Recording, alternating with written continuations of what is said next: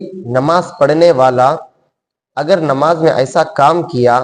کہ باہر سے دیکھنے والی یہ سمجھے کہ یہ نماز میں نہیں ہے، اس کو فقہ کی اصطلاح میں عمل کثیر کہتے ہیں، جس سے نماز فاسد ہو جاتی ہے۔ جیسے سر سے ٹوپی نکال کر دونوں ہاتھوں سے کھجانے لگا، اور اسی طرح سے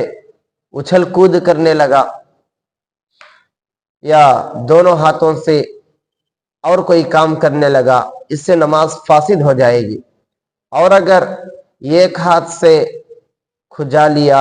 اور اسی طرح اپنے دامن کپڑے کو درست کر لیا ایک ہاتھ سے، یا موبائل کی گھنٹی بجنے پر ایک ہاتھ سے بند کر دیا،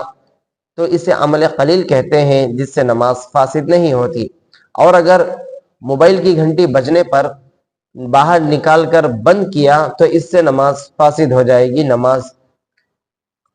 جاتی رہے گی، لہٰذا دوبارہ اثر نو نماز پر پڑھنا ہوگا۔